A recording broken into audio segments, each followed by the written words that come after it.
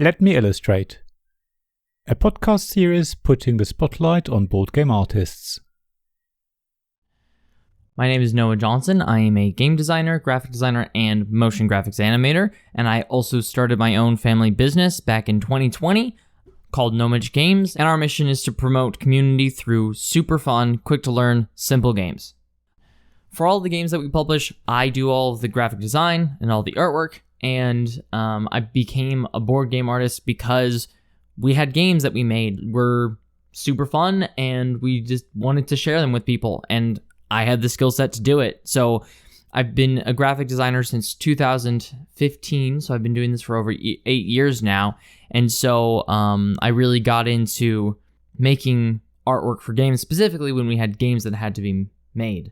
The art style I'm best known for is a very simple, modern, bold, colorful style, very vector-based, very geometric and simple.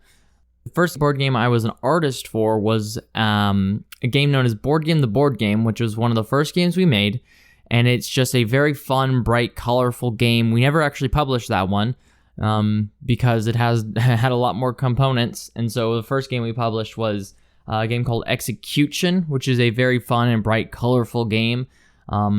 Super simple, super fast-paced, but very bright and colorful and adorable. I would say that technically Board Game the Board Game was my first game, but truly the first game I did was Execution.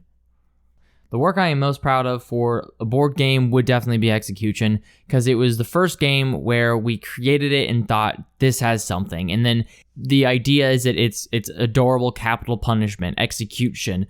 And so you have all these cute little characters, and you have these cards, and they say, like, decapitation, and it's just a cute little picture of a cupcake. And I'm proud of it because I actually did most of the base artwork in less than 72 hours, and we had a fully functioning game in less than 72 hours from the initial point of making it, and then finalizing the first draft of the game. And so I'm super proud of that because we did it so quickly, and the artwork is so clean and so cute.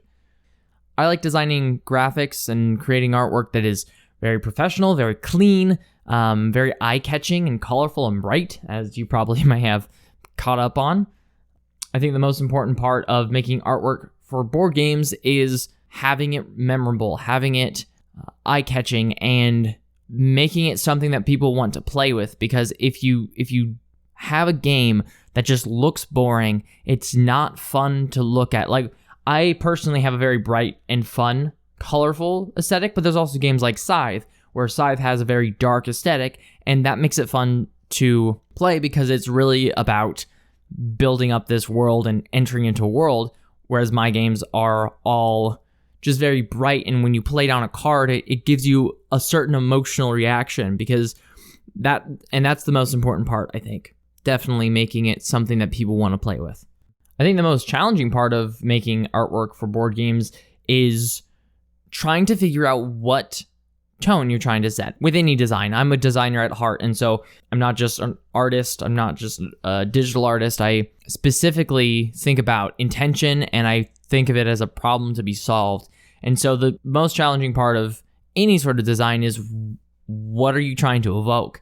And if you're both the game designer and the game artist, it does make it more difficult because you have to create everything from scratch instead of just be given a prompt and then try to problem solve from that.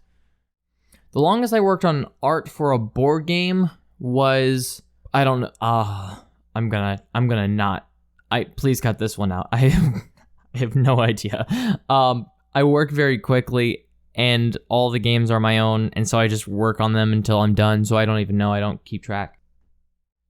In my view, board game artwork should be immersive and representative of the type of gameplay that you are doing.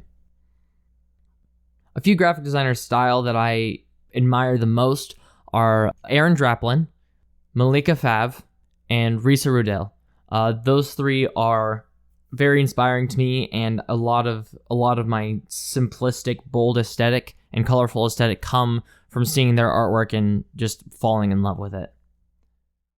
And if you're listening and you want to become a board game artist yourself, I'd say just start, create something. If you're wanting to just do artwork specifically for games, I'd say find a game and take a game that you really like. So like if you really like Uno, find a way to take Uno and then redesign the cards to make it look different.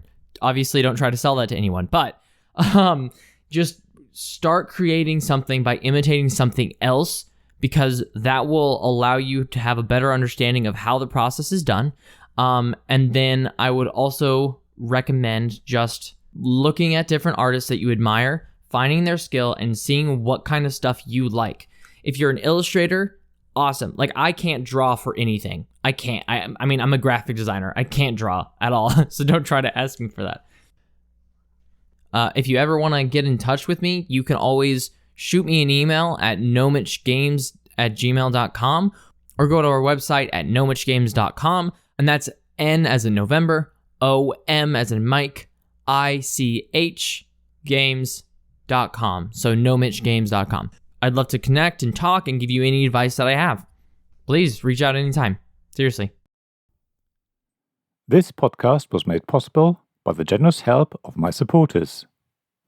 Royal Patron Sean Newman, Magic Champion John Risley, Castle Guards David Miller and James Naylor, Dice Masters Alex Bardi, Paul Grogan and Robin Kay, Shining Lights Gavin Jones, Vukasin Nizovic, Sarah Reed, Richard Simpson and Tim Vernick.